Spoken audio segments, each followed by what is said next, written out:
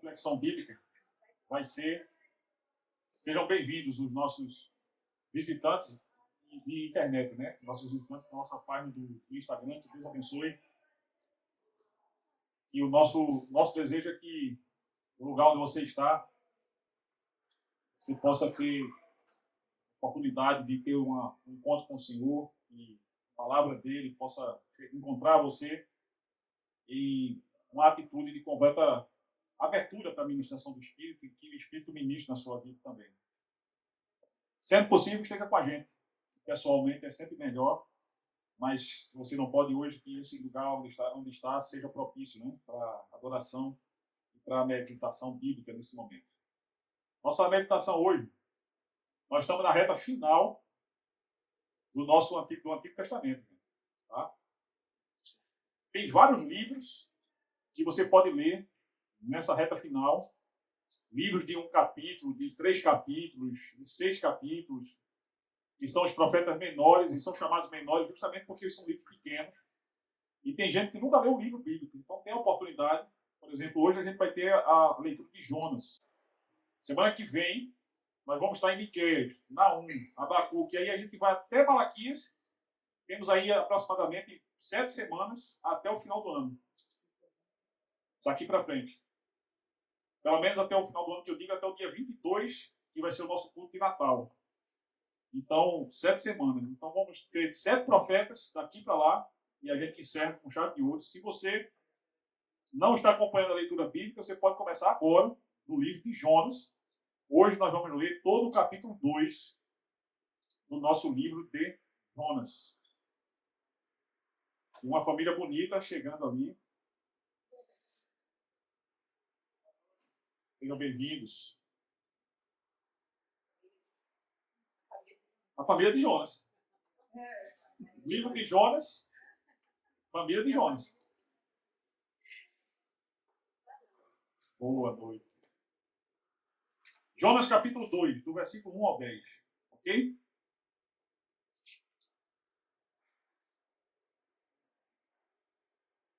Dentro do peixe, Jonas orou ao Senhor, o seu Deus, e disse: no meu desespero, clamei ao Senhor, e ele me respondeu.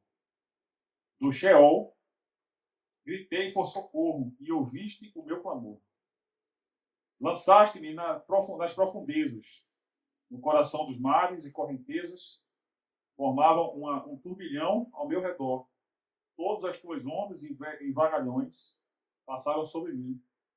Eu disse, fui expulso da tua presença. Contudo, olharei de novo para o teu santo templo. As águas me cercaram até a garganta. O abismo me envolveu. As algas marinhas se enrolaram na minha cabeça. Afundei até chegar aos fundamentos dos montes.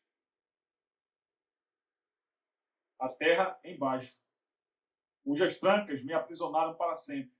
Mas tu trouxeste a minha vida de volta da cova, ó Senhor meu Deus. Quando a minha vida já desfalecia, eu me lembrei do Senhor e a minha oração subiu a ti, ao teu santo templo. Aqueles que acreditam em ídolos inúteis abandonam o amor leal de Deus por eles. Mas eu, com um cântico de gratidão, oferecerei sacrifício a ti. O que prometi cumprirei totalmente. A salvação vem do Senhor. Então, o Senhor deu ordens ao peixe, e ele vomitou Jonas em terra firme. Louvado seja o Senhor pela sua palavra. Encontre em nós corações ensináveis e tenha liberdade para ministrar o nosso espírito. Jonas é um livro diferente de todos os outros profetas. Um livro riquíssimo e que nos ensina bastante. Hoje eu quero meditar com vocês no tema Lembrando-se de Deus, que é esse slide que está aqui, para você não esqueça de Deus de forma nenhuma, e que a gente possa aprender com Jonas a se lembrar de Deus. Mas eu quero falar ainda sobre esse livro e sobre a situação do profeta, né? Porque o livro, ao contrário de todos os outros profetas, o livro de Jonas não é um livro sobre a mensagem profética. O livro de Jonas é um livro sobre Jonas, sobre a situação que Jonas vivenciou. E é um livro completamente diferente dos outros, justamente por isso. A mensagem de Jonas, na verdade, ela é uma mensagem particular para o reino da Síria. É uma mensagem que ele leva à capital do reino assírio, que é Nínive. E essa mensagem, ela tem muito poucas palavras, né? Pouquíssimas palavras. Basicamente, a mensagem de Jonas são 5 palavras em hebraico. Em português dá mais, mas em hebraico são 5 palavras. O que Jonas disse, a mensagem dele foi: em 40 dias, Nínive será subvertida. Mensagem curta. Então, todo o livro de Jonas, se fosse só sobre a mensagem, seria só uma frase, um parágrafo, porque realmente a mensagem dele foi muito curta, mas foi muito impactante. Foi impactante ao ponto da população de Nínive, os assírios, que eram um império crudelíssimo, era um império terrível.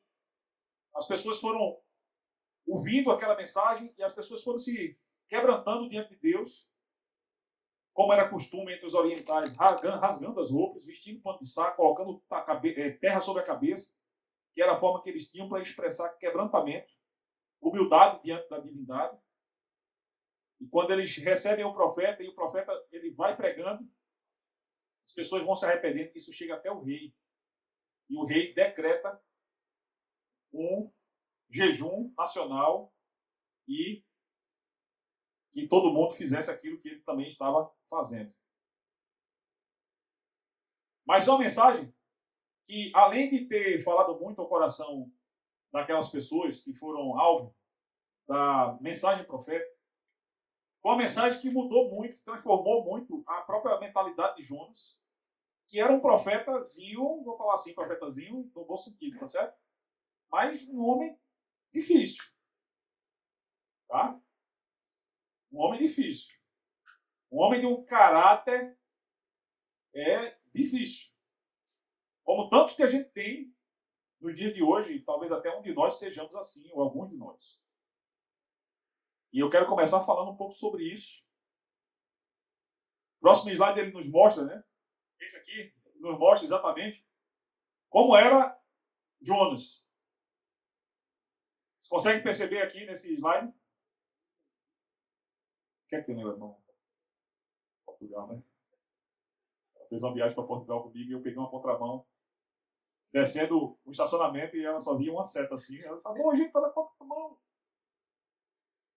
E o povo ficou todo assustado, né? E realmente foi um negócio meio esquisito que a gente enfrentou, mas a gente passou por várias experiências loucas lá naquele país.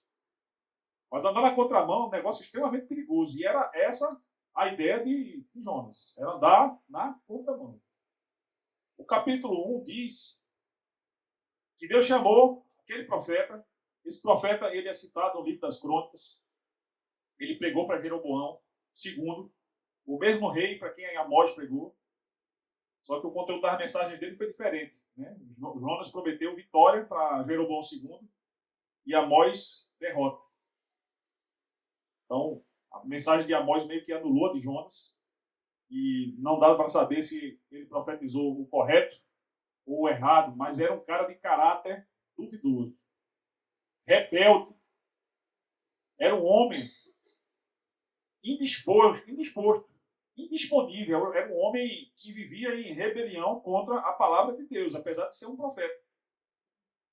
E isso torna esse personagem bíblico singular. O que é que Deus deu como missão para aquele homem? Dispõe-te e vai a Nínive.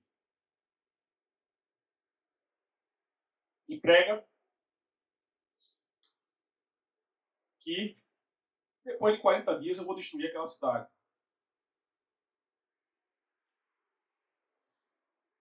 Nínive hoje fica no Iraque. Se você olhar no mapa, você vai ver que o Iraque fica à direita de Israel. ou seja, ficava a leste. O texto diz que imediatamente Jonas se levantou, foi para o porto.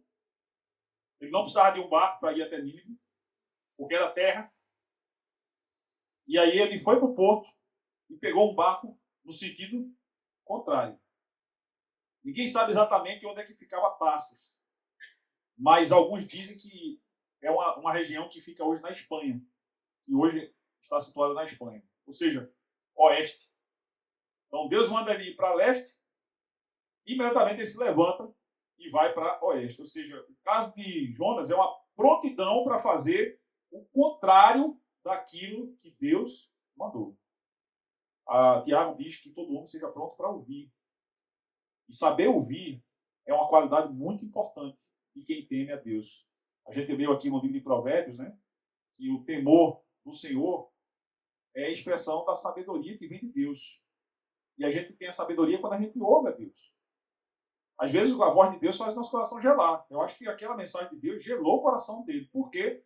E aí, para que vocês entendam, quem era Nínive? Nínive era a capital do pior império que existia naquela época. Inimigo de Israel, que vivia em campanha militar contra Israel. Vocês estão vendo hoje Israel brigando com o Irã, Israel brigando com o Hezbollah no Líbano, Israel brigando com a autoridade palestina. Os assírios naquela época era um império que vivia em pé de guerra com Israel, do jeito que a gente está vendo hoje. A diferença é que era um império poderosíssimo e cruel. Quando o povo era dominado, conquistado pelos assírios, a coisa era feia, meus irmãos. Era feia. A maioria das coisas que eles faziam hoje são considerados crimes de guerra, para vocês terem uma ideia de como era terrível aquele povo. Então era um povo que Jonas, pessoalmente, odiava. E é interessante como Deus, na sua soberania, ele trabalha nos nossos corações, muitas vezes, para a gente fazer exatamente aquilo que a gente não está disposto a fazer. Fica tranquilo que ele só está dizendo amém. Na linguagem dos bebês, ele só está dizendo amém. Então, muitas vezes, nessas áreas que a gente nega a Deus a soberania que ele quer trabalhar, e o caso de Jonas foi esse. Jonas poderia ter dito para Deus assim: Senhor, eu vou para qualquer lugar do mundo onde o Senhor mandar, só não me mande ir para Nínive. Aí o Senhor diz assim: Jonas, vai para Nínive. Entendeu? Sabe por que ele faz isso? Porque ele é Senhor.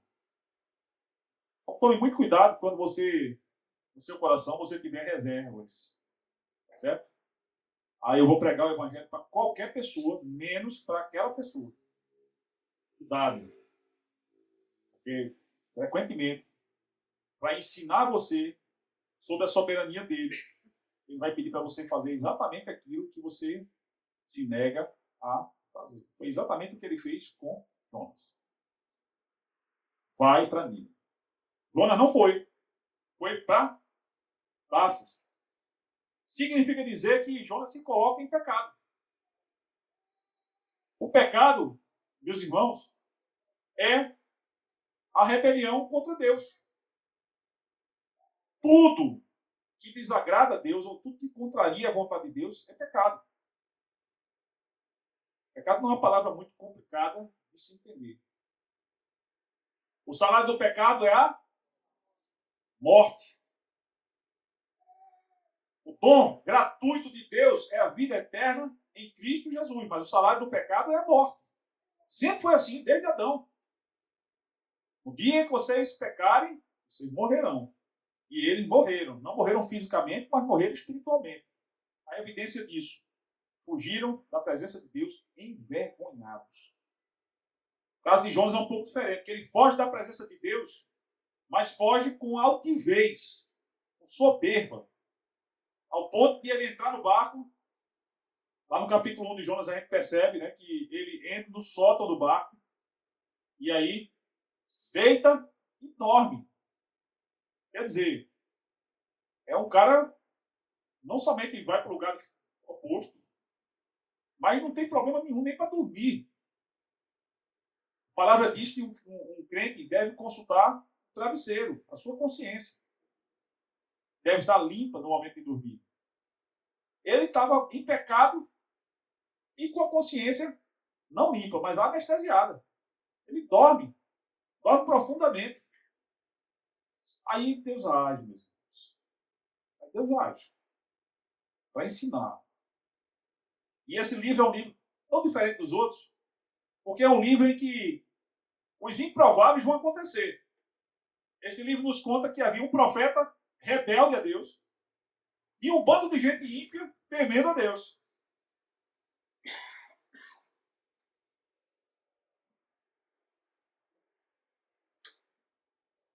O comandante do barco chama os marinheiros e manda os marinheiros orarem a Deus. E diz assim, talvez ele ouça as nossas orações e a gente não venha perecer. Homens ímpios não eram pessoas que conheciam o Senhor, que tinham um relacionamento com o Senhor. O povo de que vinham, a gente não tem informação de onde era, mas certamente que não era o povo de Israel. Obviamente, naquela época, isso significava que eram povos idólatras. E aquelas pessoas, na hora H, quando começa a tempestade, que Deus manda, eles são os primeiros a se quebrantarem diante de Deus. E o profeta, dormindo o sono dos injustos. Que é o sono de quem tem a consciência anestesiada, estando em pecado. E aí o comandante acorda ele. Acorda aí, Domingo. A gente está quase perecendo, você vai orar também, a gente vai... E aí o comandante eles resolvem entre si, por um procedimento de sortes. Tiram a sorte lá, fazem uma oração, tiram a sorte para saber quem era o responsável por aquela situação que eles estavam passando. Porque eles tiveram um entendimento espiritual, olha, homens ímpios, demonstrando um entendimento espiritual que o profeta não demonstrou. Qual foi o entendimento que eles tiveram? Que aquela circunstância, aquele mar revolto, aquela situação que estava fazendo com que quase eles fossem a pique, né, e morressem, era consequência do pecado de alguém que ali estava no barco. E quando eles tiram a sorte cai em Jonas. E aí eles perguntam a Jonas, né? Se explique. O que é que você fez? E Jonas diz, não, eu temo a Deus, sou israelita, então temo a Deus, mas Deus me mandou ir para Nínive e eu resolvi, por conta própria, ir para um lugar completamente diferente. E aí eles colocam a mão na cabeça e dizem assim, né? O que é que a gente vai fazer agora com você? Por que é que você fez isso? O que é que a gente vai fazer com você? E Jonas, ele diz uma coisa que parece que ele está sendo um cara coerente, que ele está sendo um cara razoável, né? E que ele está sendo, naquele momento, altruísta. Ele diz assim, não, pode me matar, pode me jogar do barco, e quando vocês me jogarem do barco, eu vou morrer, mas pelo menos vocês vão se salvar. E aqueles homens temem a Deus, lamentam isso, mas terminam fazendo o que Jonas disse. Jonas estava sendo altruísta ou egoísta quando ele pediu para ser jogado no mar? Ele estava sendo egoísta. Ele não estava pensando nos marinheiros, não. Ele estava pensando que se ele morresse ali, ele não teria que ir para Nínive. Quer dizer, ele estava disposto até mesmo a morrer para não fazer aquilo que Deus mandou. Consequência disso é que Jonas 1,15 diz, depois os marinheiros pegaram Jonas e o lançaram no mar, e no mesmo instante a furiosa tempestade se aquietou. Agora ele estava no mar, sem colete salva-vida, é como a gente diria, no mato sem cachorro, né? Ele estava numa situação completamente ali difícil, não tinha como ele sair daquela situação, ele certamente que ele iria morrer. E aí, o texto diz que Deus age mais uma vez. Um peixe enorme engoliu Jonas e ele vai parar no ventre daquele peixe. Tem pessoas que não acreditam nisso não, viu? Tem pessoas que dizem que é impossível isso acontecer. No século XIX, teve um caso, no século XX teve outro. E duas pessoas, você pode procurar na internet, você vai achar. Uma delas é chamada, se você botar assim, Jonas Moderno, você botar no YouTube, você vai ver uma situação em que uma baleia engoliu um pescador que caiu na água e ele foi jogado, arremessado depois de algum tempo, né, e sobreviveu. Tem a foto dele no hospital, né, sobreviveu para contar a história. Lá no século XIX aconteceu também, e um marinheiro que caiu, o barco estava afundando, e um marinheiro na água foi engolido também por um peixe e passou 12 horas dentro do peixe e sobreviveu. Isso aconteceu naturalmente. Mas o caso de Jonas foi uma intervenção sobrenatural de Deus. Então Deus ressuscitou mortos.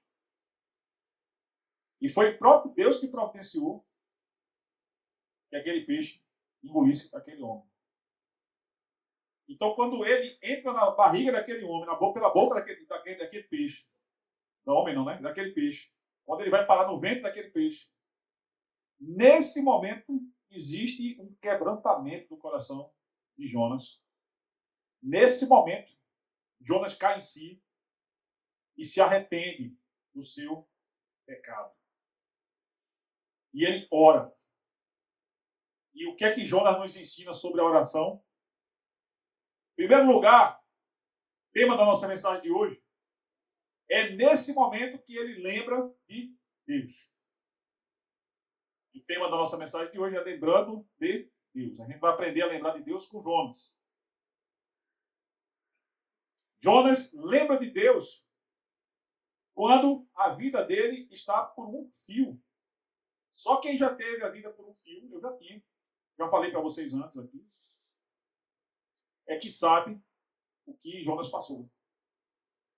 Quando ele percebe que dali para frente não tem muito mais o que ele fazer, a não ser orar. Ou seja, ele está ali dependendo 100% da intervenção de Deus para sair daquela situação. Porque sem Deus, ele sabia que ele não ia sair mais daquela situação e que naturalmente ele iria morrer. Por isso que ele faz uma referência ao Sheol e ao mundo dos mortos na concepção dos judeus. Ele já se considerava morto. Alguns dizem que Jonas morreu e ressuscitou. Existe também essa teoria. O texto não vai dizer essas informações, mas de que ele estava prestes a morrer. E quando ele está nessa condição, quando tudo parece conspirar para que ele morra, quando finalmente ele vai entender o que Paulo vai falar muito tempo depois sobre o salário do pecado ser a morte, o que Deus havia falado para Adão, sobre a morte ser consequência do pecado, e quando a morte está batendo a porta dele, na barriga daquele peixe, finalmente ele se quebranta, ele lembra de Deus e ele ora. Antes tarde do que nunca. Melhor que não seja tão tarde. Porque muitas pessoas vão se lembrar de Deus quando a situação já evoluiu muito. Quanto mais você deixar a crise evoluir, quanto mais você deixar aquela situação se perpetuar, quanto mais tarde você se lembrar de Deus, mais alto o preço a pagar e mais difícil de remediar a situação. Portanto, lembre-se do Criador, diz o Eclesiastes, no dia da mocidade, ou seja, lembre-se do Criador logo. Não deixe para a velhice, não deixe para quando for depois, não, tá certo? Faça logo os ajustes que você precisa fazer, se arrependa logo. Não deixe para amanhã a sua entrega de vida a Deus. Você não sabe o que é que vai acontecer. Os ajustes que você precisa fazer, busque a Deus logo para fazer logo. Porque depois vai ficar muito difícil. E Jonas, ele ora com o espírito quebrantado. Ele lembra de Deus e ele percebe que somente Deus pode tirá-lo daquela situação. Primeira coisa que eu queria aprender com Jonas na oração que ele faz, que a gente acabou de participar da leitura, é isto. Não importa o que está acontecendo à minha volta. Se eu clamar de coração, Deus ouvirá. Daqui a pouco a gente estava cantando uma das músicas, ou estava ouvindo Marcelo cantar, que quando a gente clama, Deus ouve. Deus, os olhos deles estão sobre toda a terra. E os ouvidos de Deus estão atentos. A gente é que às vezes tem o ouvido desatento. E nossos olhos às vezes estão embaçados. A gente não consegue ver. Mas ele, tudo vê. Tudo ouve. E Deus sabe diferenciar uma oração de quebrantamento. Um coração quebrantado diante dele. O coração se humilha diante do Senhor. E que o busca com sinceridade. Daquele que faz isso de uma forma automática, simplesmente pronunciando palavras como se fosse uma fórmula. Né? Deus ele não quer palavras repetidas. Jesus ensinou sobre isso. Quando você orar, não useis de palavras repetidas, repetições vãs, porque não é pelo muito falar que vocês serão ouvidos. Mas quebrantem o coração de vocês, se coloquem na sua condição de filhos. Comece dizendo assim: Pai. Comece por Abba. Pai. Significa dizer, se coloque na condição de filho. Reconheça que ele é pai. Pai perfeito, pai de amor, pai bondoso, todo-poderoso, justo, misericordioso e que sabe o que dá a seus filhos. Não importa o que está acontecendo, clame a Deus. Pode ser aquelas situações do ai meu Deus, pode ser as situações que não chegou a tanto. Mas busque a Deus, clame a Deus e Deus ouvirá. E quando Deus ouve, a gente entregando para Ele, a gente se submetendo, Jesus ensinou sobre isso, a gente se submetendo à vontade dEle, a gente pode confiar. A vontade de Deus, ela é 3 coisas. O que é mesmo? Boa, perfeita e agradável. Agradável para quem?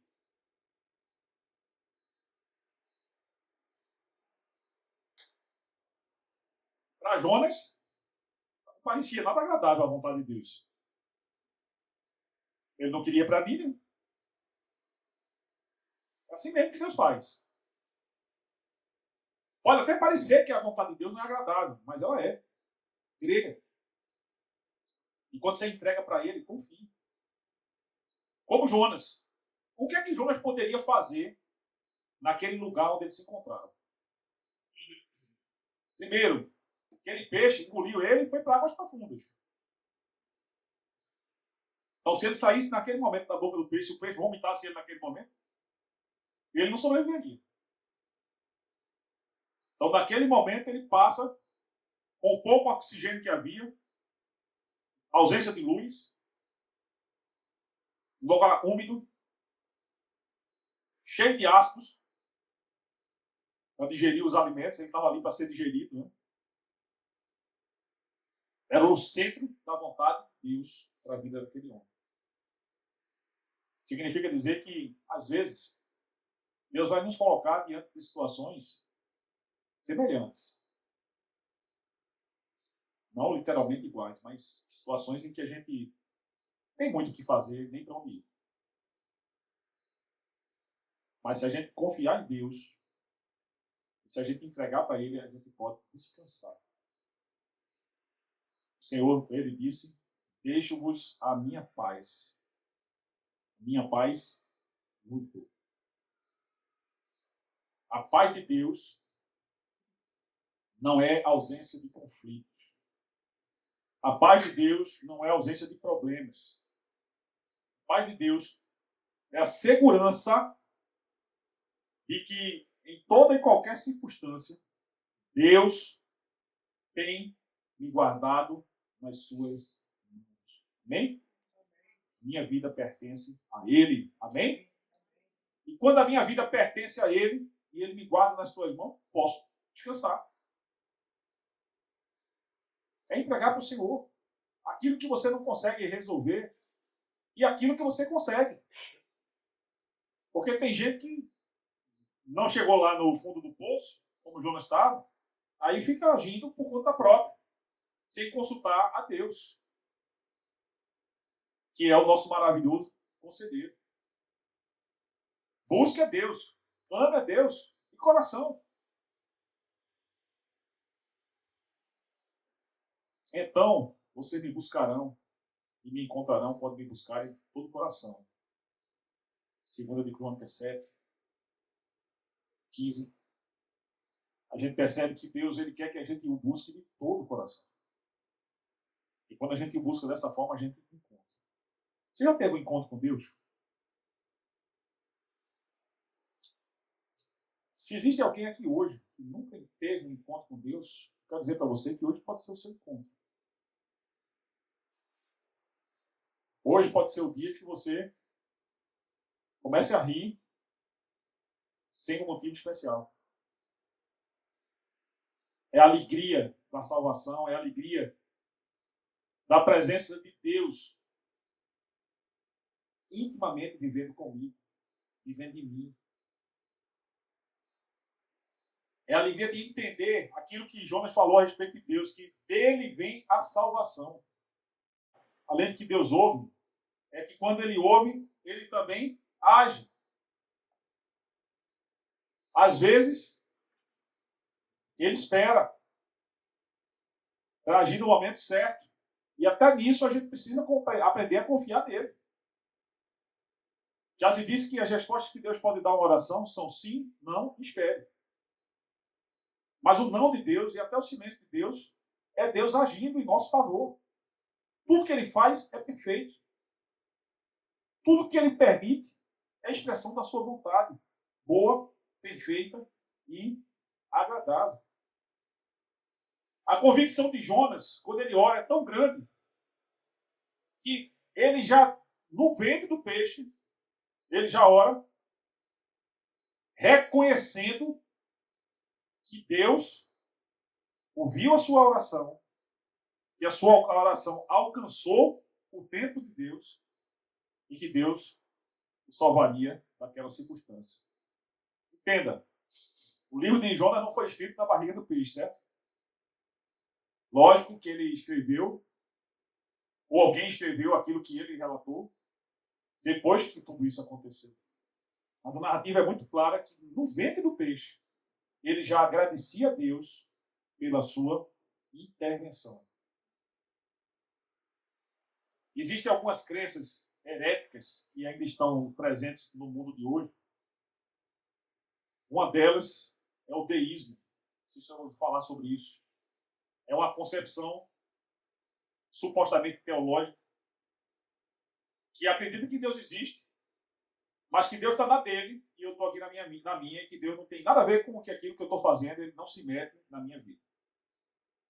Resumidamente, seria isso. Então, Deus não age segundo essa concepção deísta.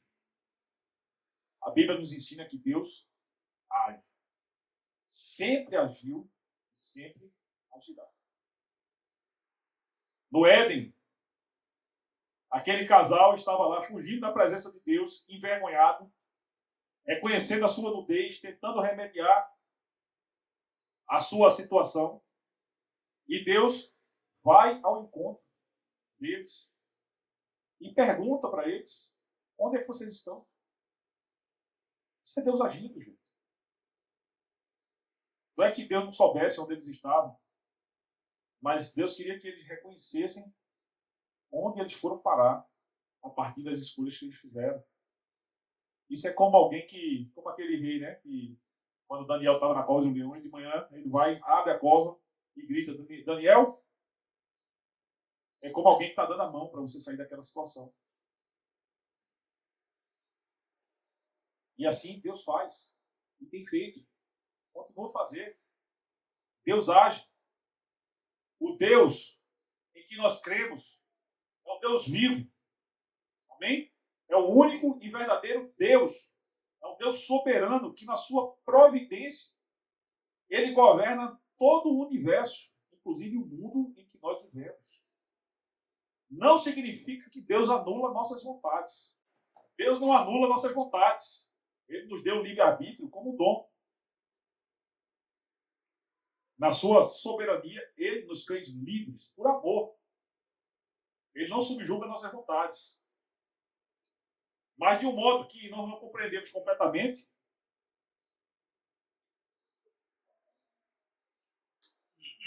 A sua soberania concorre com a nossa vontade a tal ponto de que mesmo quando nós somos livres de fazer nossas escolhas, Deus sempre vai dar um jeito de conduzir tudo o que está acontecendo para que os seus propósitos perfeitos se cumpram. Olha o que aconteceu com José lá no Egito. Foi parar ali injustamente, pela inveja dos seus irmãos. Foi vendido como se fosse um bicho, uma mercadoria. Foi parar na casa de um egípcio. A mulher do egípcio cisma com ele, cria uma situação para ter relações com ele. Ele foge, a mulher rejeitada acusa ele de ter assediado ela. E aquele homem vai parar na prisão. Quem olha para essa situação diz assim, rapaz, Deus não existe. Onde é que Deus estava quando José foi preso pelos seus irmãos? Quando ele foi jogado na cisterna para ser morto? Quando tiraram ele lá, venderam ele como escravo? Onde é que Deus estava quando essa mulher, essa Jezabel, foi lá para ter relações com ele? Onde é que Deus estava quando ela acusou ele falsamente para ele parar na prisão? E Deus tira aquele homem da prisão para ser governador do Egito, segunda pessoa depois, primeira pessoa depois de Faraó e segunda pessoa na hierarquia do Egito. O Egito, na época, era simplesmente a nação mais rica do seu tempo. É assim que Deus faz. Ele vai fazer todo mundo governador? Não. Todo mundo vai ter o dinheiro que Abraão teve? Não. Mas Abraão, quando enfrentou uma guerra contra 5 reis, Deus fez Abraão, que nem era uma nação, vencedor. Venceu sobre os amalequitas, Moisés venceu sobre os amalequitas, Abraão venceu a guerra dos 5 reis. Então, Gideão venceu com 300 homens, um exército mais poderoso que eles. E assim Deus tem dado vitórias às pessoas que realmente confiam nele. Aliás, confiar em Deus já é uma vitória. Porque neste mundo que a gente existe, parece que todas as crenças filosóficas, as concepções que alimentam a mentalidade imaginária popular são para que as pessoas cada vez menos creiam em Deus. Então, crer em Deus hoje é uma vitória contra ideologias, contra filosofias, contra formas de pensamento que levam as pessoas para um lugar completamente diferente de Deus. E assim as pessoas estão perecendo. Mas aqueles que creem em Deus, não importa se estiverem em guerra, se estiverem na prisão, se estiverem na barriga de um peixe, quando buscarem a Deus, vão receber de Deus não somente a sua escuta, mas também a sua ação. E Deus age em favor dos seus. O salmista, no Salmo 1, disse que aquele que tem prazer na lei do Senhor e nela medita de dia e noite, isso é uma forma poética de dizer que aquele que está em comunhão com Deus, tudo que ele fizer, ele vai prosperar. Ele vai ser bem sucedido, ele vai ter vitórias que ele não sabe explicar. Como que Jonas poderia explicar sair do ventre do peixe e ser vomitado na praia para seguir o caminho dele? Deus age. Capítulo 2 de Jonas, lá no versículo 9, diz que quando Jonas orou, reconhecendo que Deus ouviu a sua oração, ele diz assim: eu fiz um voto ao Senhor e eu vou cumprir. Amém? Tem muita gente fazendo voto para Deus. Não tem nada de errado nisso.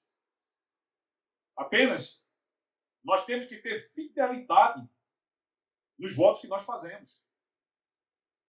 Qual era a intenção de Jonas? Era finalmente cumprir o chamado de Deus. Coisa simples. A mensagem simples. A mensagem dita em uma frase. Em 40 dias, Nínive será subvertida. Não era nem difícil de falar. O que é que ele precisava fazer? Ir para onde Deus mandou. E ele diz: eu vou cumprir o meu voto, Senhor. Então preste atenção nisso também. Tá? Porque não é somente orar com fé, não. É orar com fidelidade também. Fidelidade é uma característica que vem da fé e que me leva a fazer aquilo que Deus quer. Eu sou fiel a Ele, então eu ajo de acordo com a vontade dEle. Eu não vou trair a confiança de Deus. Eu não vou me rebelar contra Deus. Eu não vou deixar que os meus pensamentos, que as minhas ansiedades, que as minhas dúvidas, que a minha inconstância me leve de novo para longe da vontade de Deus. Eu preciso ser fiel. Fiel ao meu chamado. Fiel à vocação específica que Deus me deu. E em toda e qualquer circunstância, eu estou disposto a exercer a minha fidelidade. Deus recompensa a fidelidade, meus irmãos. Deus recompensa. Porque a fidelidade demonstra fé. Quando Abraão foi sacrificar seu filho Isaque, o filho da promessa, através daquele filho existia uma promessa de uma grande nação, tão numerosa como as estrelas e os grãos do mar. Antes de Abraão sacrificar o seu filho, Deus falou para ele: não toque no jovem, porque agora sei que você teme a Deus. O temor a Deus, a sabedoria que expressa o temor a Deus, ele é demonstrado através de atos de fidelidade. E Jonas nos ensina a respeito disso. Ele disse: o que eu prometi, eu vou cumprir. O Eclesiastes diz: quando você fizer um voto a Deus, trate de cumpri-lo, porque Deus não se agrada de tolos.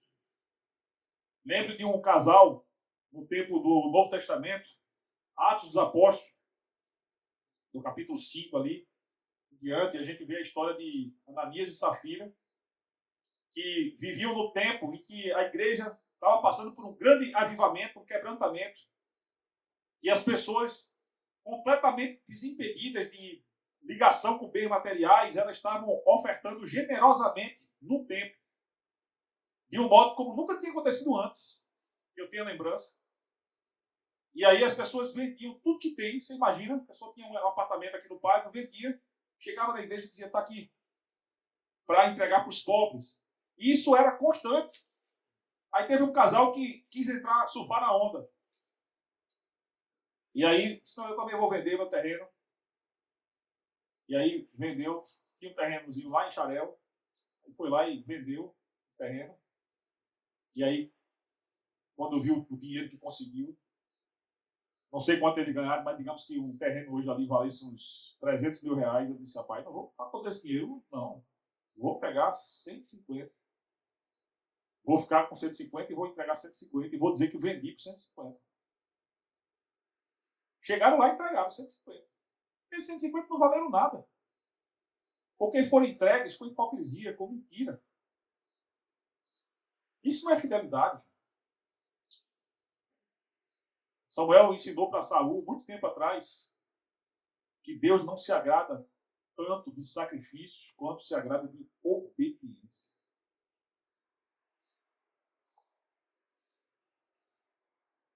Deus não quer o nosso sacrifício. Às vezes você quer fazer um voto a Deus, você nem precisa. Foi o que Pedro falou, né, para Ananias, depois para Safira. Não era de vocês o terreno? Alguém mandou vocês venderem? Ninguém mandou, vocês que quiseram vender. Agora, quando vocês venderam, vocês podiam ficar com dinheiro, mas vocês vieram entregar, mas vieram entregar mentindo. Não foi a homens que vocês mentiram, foi ao Espírito Santo de Deus. Minta para Deus. Mentir é muito feio, agora mentir para o Espírito Santo de Deus é muito grave. E Jonas, ele foi vomitado na praia. Há quem pense que o peixe vomitou Jonas em Nínive. Mas Nínive, eu entrei ontem no Google Maps, aliás, no Google Earth, e fiz a conta lá. De Nínive para a praia, eu não sei qual foi a praia que ele vomitou, mas eu peguei o ponto mais perto que eu encontrei, dá 500 quilômetros aproximadamente. Então, o texto diz que seriam alguns dias de caminhada. Eu não sei se ele foi a pé, não sei se ele foi de carona, não sei como ele foi, mas o tempo todo voltando para Nínive, indo para Nínive, ele vinha com a mensagem na sua cabeça. Em 40 dias, Nínive será subvertida. A palavra subvertida é exatamente como está no original, significa dizer aquilo que é colocado de cabeça para baixo. Pode significar, em alguns casos, destruição, mas em alguns sentidos pode significar também transformação. E é exatamente nesse segundo sentido, a transformação, que vai acontecer na vida de Nínive. Jonas não tinha nem ideia do que ia acontecer, mas ele faz aquilo que Deus chamou ele para fazer. E ele vai na direção de Nínive. Todo estrupiado, certamente, e os ácidos que havia na barriga daquele peixe devem ter causado algum tipo de ferimento na sua pele. Esse que eu falei para vocês, que passou 12 horas na barriga do peixe, ele perdeu todos os pelos do corpo, por conta dos ácidos que havia na barriga daquele animal. Não sei o que aconteceu exatamente com a pele de Jonas, mas certamente que foi uma situação muito complicada. Mesmo ele tendo sido vomitado pelo peixe, foi uma situação muito complicada para ele seguir aquela viagem nas condições em que ele se encontrava, mas ele foi lá o tempo que era necessário. Acho que 3 dias era um tempo muito curto para 500 quilômetros andando. Né? Quase impossível a pessoa andar 500 quilômetros em 3 dias. Então, certamente que ele deve ter pego alguma carona, não sei como é que ele fez. Mas o fato é que ele vai, chega em Nínive, contrariado, viu? O homem era um homem difícil. Contrariado. Mas, finalmente, ele vai e prega a palavra de Deus. Jonas finalmente obedece a Deus. Eu queria parar um pouco para pensar sobre isso. Né? Será que é necessário acontecer toda desgraça na vida de alguém para se obedecer a Deus, finalmente? É inútil lutar contra Deus. Paulo aprendeu isso logo no início da vida dele. É como recalcitrar contra os aguilhões. O aguilhão é aquela peça de ferro pontiaguda que é usada para fazer com que o boi vá na direção que ele deve ir. E quando ele para, e quando ele se tenta ir para outro lugar, aquilo ali fura e machuca. É uma metáfora para dizer que é muito custoso lutar contra a vontade de Deus. E tem gente que está lutando contra Deus. Uma luta em glória, porque a gente não tem como ganhar de Deus. Deus pode poupar a nossa vida, como ele fez com Jacó. Mas ele tinha uma intenção, era transformar Jacó. Jacó saiu daquela situação muito machucado. Mas também era um homem transformado. Dali em diante ele passou a se chamar Israel. O nome dele, que era o nome que significa traidor, passa a ter o nome de Deus presente no seu nome. A palavra El vem de Elohim, um dos nomes que se atribuem no Antigo Testamento a Deus. Agora, ele tinha diante de si uma nova vida, uma vida com Deus, uma vida de patriarca, né? Uma vida realmente de um homem que ia ser cabeça de uma nação que conhecia ao Senhor. Agora passou a noite todinha brigando contra Deus, a vida toda, né? Brigou contra o irmão, fez tanta coisa errada, Jacó. É inútil lutar contra Deus. O que Deus quer de cada um de nós é rendição. É a gente realmente entregar para Ele. Salmo 46 diz: aquietai-vos e sabei que eu sou Deus. Sou exaltado nos céus e sou exaltado na terra. Aquietai-vos significa deponha as suas armas. É um ato de rendição. Imagine você lutando uma batalha. Imagine que você está com armas de fogo, armas brancas, e de repente alguém chega para cima e diz assim: coloque suas armas no chão.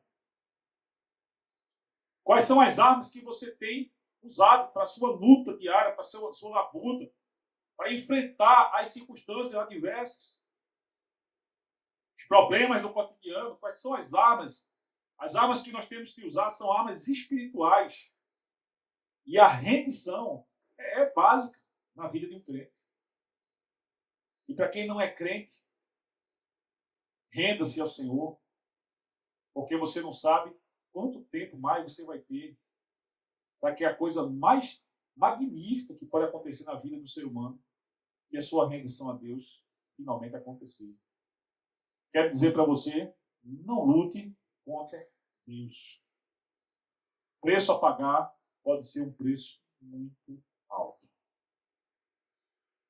E Deus lhe dá a oportunidade hoje de repensar se você tem lutado contra Deus. Jonas finalmente vai e prega. Engraçado que Jonas vai ter um resultado, é um livro atípico em todos os sentidos. Jonas vai ter um resultado que muitos outros profetas não tiveram. Eu não estou conseguindo lembrar de nenhum profeta que a mensagem tenha sido tão eficaz quanto foi a mensagem de Jonas. 5 palavrinhas apenas para poder descrever aquilo que era a mensagem de Deus. Eu fico imaginando Jonas andando nas ruas de Nínive, falando como quem não quer falar, com a boca meio fechada. Assim. 40 dias, Nínive será subvertido. E o pessoal, o quê? O que é que você falou? Ah, eu falei que 40 dias. Queria mais é que Nínive fosse o inferno. Ele queria mais é que Nínive fosse destruída. E aí, no capítulo 4, ele revela, se você ler o capítulo 4, você vai ver que ele vai dizer assim, Senhor, o Senhor é muito misericordioso. Ele cita Moisés, que falou sobre a misericórdia de Deus. Ele disse assim, essa era a razão pela qual eu não queria vir para Nínive. Ele se entrega. Ele não queria ir para Nínive. Não é por outra razão, não. É porque ele sabia que Deus é misericordioso e que tem compaixão de quem se quebranta diante dele. Ele fez uma análise de risco e disse, rapaz, se eu for pregar e aquele povo se converter, eu tenho certeza que Deus vai me perdoar. E nisso ele estava certo. Porque Deus faz exatamente isso. E se é o seu caso, se você está hoje precisando de perdão, pode ter certeza, e Jonas me ensina isso, que se você orar e pedir perdão a Deus, ele vai lhe perdoar. Se for de todo o coração. E quando Jonas vai nas ruas de Nínive, ele prega aquela mensagem, o povo começa a se quebrantar de uma forma como eu nunca tinha visto. Não tem um outro profeta que tenha pregado com tanta eficácia. Talvez nem Elias. Porque ali ele estava pregando praticamente para o próprio Israel. E não precisou pregar. Foi fogo do céu que caiu para poder Israel ter os olhos abertos. Nínive não. Os olhos foram abertos pela pregação do profeta. Eles sabiam que ele era um profeta. Eles sabiam quem era ele. Prestaram atenção e disse assim, a gente tem muito pouco tempo, só 40 dias, para se arrepender. E imediatamente começa uma comoção naquela cidade. E as pessoas começam a se quebrantar, começam a expressar quebrantamento diante de Deus. E aquilo vai tomando corpo, como uma pedra que se joga num rio, e aquelas ondas vão se espalhando, aquilo vai se espalhando, alcançando outras pessoas. Chega até o rei, e o rei diz assim, todo mundo se quebrante diante do Senhor. Se arrependa dos seus pecados, rasgue suas roupas, coloque pano de saco, coloque terra na cabeça e se humilhe na presença do Senhor. Jonas fica furioso. Tudo que ele não queria. O povo se arrependeu. E Deus perdoou Nínive.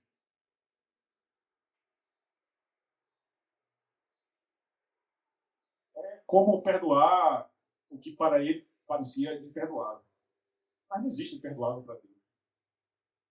O único pecado imperdoável é a blasfêmia contra o Espírito Santo. Significa você atribuir a Satanás as obras que Deus está fazendo. Isso é blasfemar o Espírito Santo. Mas fora isso, qualquer outro pecado é perdoável. Qualquer ser humano é um pecador. E nisso todos nós estamos igualados. Não existe ninguém melhor do que ninguém. E Jonas ia aprender isso da pior forma possível. O texto diz que ele ficou tão indignado que ele sai e vai acampar. E fica vendo lá o que é. Se arrependessem, de terem se arrependido, e voltassem a se rebelar contra Deus para serem destruídos. E ficou de longe observando. Deus faz aquele homem cair no sono, à sombra de uma árvore, e depois ele acorda com o sol a pino no rosto dele, porque aquela árvore morreu, e ele fica revoltadíssimo. Ele já tinha pedido pela morte antes, ele novamente pede pela morte dele, e Deus faz de novo uma pergunta que já tinha feito: Jonas, é razoável a tua ira? E ele confirma, é razoável até a morte. Ele pede a morte sobre si, ele não tem mais... O cara que passou por uma experiência que ele passou, depois está pedindo a morte, porque parece que tudo está dando errado para ele, e ele deseja morrer. Gente, a vida é um dom de Deus. Enquanto a gente tem o ar trazendo vida para nós através do nosso sistema pulmonar, enquanto nosso sangue está distribuído, o oxigênio está chegando na célula, enquanto a gente está vivo, nosso cérebro está funcionando, nosso coração está batendo, é porque Deus tem propósitos na vida da gente. Não adianta você viver pedindo a morte, porque Deus é o dono da vida, e a sua vida, quer você saiba, quer você não saiba, a sua vida está nas mãos dele, que é o doador da vida.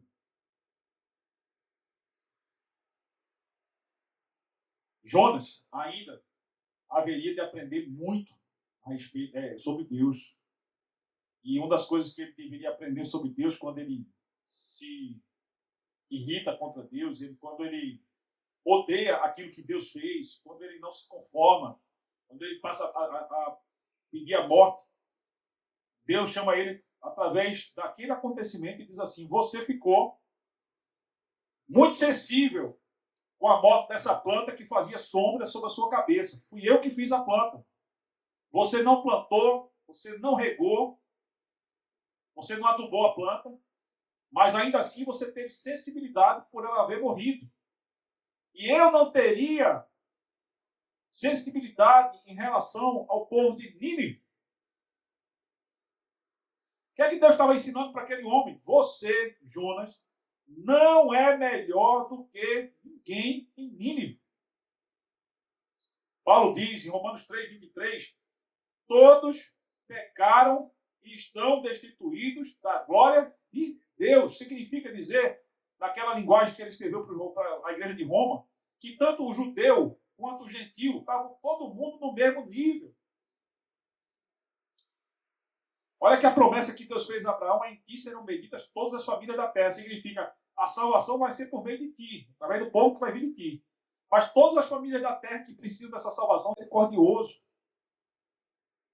E Jonas precisava entender mais sobre a misericórdia de Deus. Ele sabia que Deus era misericordioso, mas ele não tinha entendido ainda que ele não era melhor do que o povo de Nínive. Deus amava Jonas, amava Israel, mas Deus também amava os assírios, amava o rei de Nínive e o povo de Nínive.